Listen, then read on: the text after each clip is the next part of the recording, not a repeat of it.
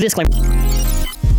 Hello everyone! For this video, we have some pretty breaking news. Hasbro, or I guess, the official Beyblade account, has basically talked about the reveal for 321, which is obviously going to be Hasbro Beyblade X. So keep in mind, on the Takara Tomy side, we basically already knew we're going to be getting the reveals of the Dre-Res for the release date, Storm Pegasus remake, revealing the model at least, and the same thing with Victory Valkyrie, which probably for the visuals you'll probably see some concept art as I am talking.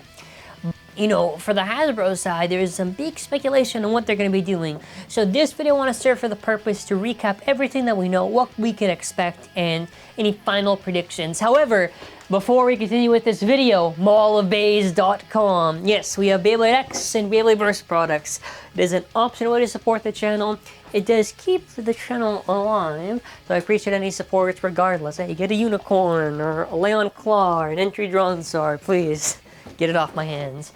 Anyways, with that being said, I want to get started. So, in terms of release date, I'm sure they're probably gonna, they already said it's supposed to be like the summer or whatever. We'll see whenever. I assume we'll get some PR release with all this stuff. That means Thursday morning, dude. Thursday morning, it's gonna be like a hawk. Like a hawk. I'm very excited just to see what they do, and I think it's not wrong to be skeptical on Hasbro just because of their history with Burst, but hopefully it'll be good. Hopefully. So I want to kind of go over for all the prices. For singles, which just means a Bay without a launcher, $7.99 for US, and then after $14.99 for 2-packs. The street date is still unknown for Canadian. The singles $11.99, the 2-packs $22.99, and then after starter, I would just assume is whatever's the in-between of all that stuff. And I believe Canada, they said like August or something like that for like the Toys R Us to get the stuff, but we'll eventually see. But those are the prices at least. Yeah, to give you a quick recap, what is Beyblade X if you don't really know? It's the new generation. All the Beyblade X bays are focused on this idea of a gear system. So basically, they work with the stadium to speed up, to create incredible momentum and speed and power, to clash against their opponents and kill them and murder them. So in terms of how the system works, your blade is the main thing that hits the Beyblade, right? It's the main point of contact. Your ratchet can either have a certain amount of sides, right? And that's kind of like your hit points to cause a burst resistance, because these bays can explode. Your win conditions, by the way, are burst is 2 points. Well, I don't know how Hasbro's going to do it, but just burst is 2 points, a KO is 2 points, outspinning is 1 point, but an extreme finish, where you get them in the extreme zone, 3 points. 3. And the games are up to 4 points. So I don't know if they're going to change any of the point scheme, whatever, or even the stadiums, which we'll get to in a moment, but yeah, and just going back on the sim real quick, the bit has kind of also burst resistance on there, and also determines the movement pattern.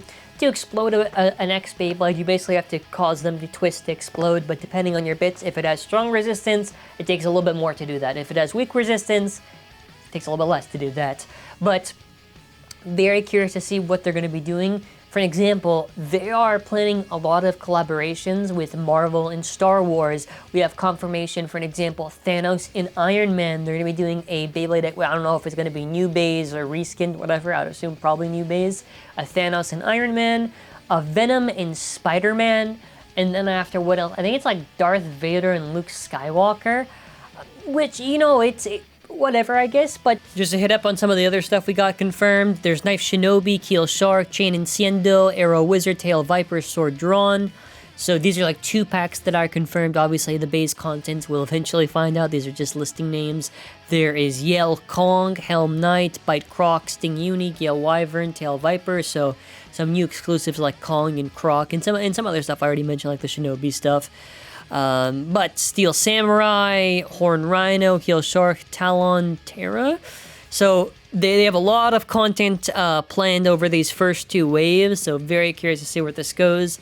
Some of the starter stuff we got confirmed: Sword Drawn, Arrow Wizard, Helm Knight, Scythe Incendio, Sword Phoenix. Phoenix should definitely be the wave after that one. But yeah, it's looking pretty cool, actually. I'm curious. I do also want to throw this out there that, as far as I can tell, at least what I've heard, and at least what I've been told all the way back, the base should be more or less the same as Takara Tomy. The material, I don't know of the base. If it's going to be pro material or not, I don't know. But in terms of the system, it should be the same system, whatever. So I'm not too worried in that regard. Where I do want to kind of throw my skepticism is going to be on some of the other stuff. So there's a winder launcher we had some listing for. I don't know what it's supposed to be, if it's a string launcher, if it's paired with a bay. I would assume probably it's just a string launcher maybe, I don't know. But there is supposed to be an extreme battle set. So essentially for most of Beyblade X, through all this wave stuff, we are pretty much clearing through all of these localized stuff. Like I've basically already covered it so many times. So just to give you a TLDR, we pretty much be getting everything I think up until Unicorn Sting, at least by wave 2, as it seems. And as well, also important to mention, the only bays I don't know for sure are Night Lance, Cobalt Drake, and Drawn Dagger. I don't know where those are going to be paired. I assume because they're supposed to be an extreme battle set, which it should be similar dimensions to that of like your turbo set, that they'll probably throw bays in there, like maybe a Drawn Dagger or something like that. I do want to also mention, right, because of the whole set stuff, the stadium size, I don't see how it's supposed to be the same size as the actual original stadium. They would have to modify it at least a little bit. They're also doing those bucket stadiums, like the shitty version of whatever the main gimmick is. I don't care for those, but they're doing that. Anything else, and all the names are reversed, and some of them are just changed just because of localization reasons. Like it's just hard to trademark certain stuff, I guess, or words do have to be changed. For an example, Drawn Sword is now changed to Sword Drawn. I don't really like it. It's whatever. It's like a minor thing, but they did swap around the names, and yeah. So basically, that's all the recap shit. Now that we're done, the one thing I don't know, crossover stuff. When's that gonna happen? Like for an example, what I mean by not like, okay, so when I say crossover, I don't mean the Iron Man, whatever. I mean like a literal, like a Drigger-S, the actual old gen remakes that are remade into the Beyblade X system. I'm very curious when that's gonna happen. I would assume probably just next year, most likely. Or if they do it this year, that'd be pretty sweet, but I don't know. Hasbro's Hasbro, right? Aside from that, my predictions, I think everything should pretty much more or less be, we should be on an even playing field. The stadium is the only thing I'm worried about. I don't know about the stadium. Hopefully the stadium, we don't get the short end of the stick. I would hate it for the stadium to be butchered, and then after we get screwed on a proper experience, whatever, because even though I have to Kiritomi bays, whatever, in the stadiums, I just want the experience to be one-to-one.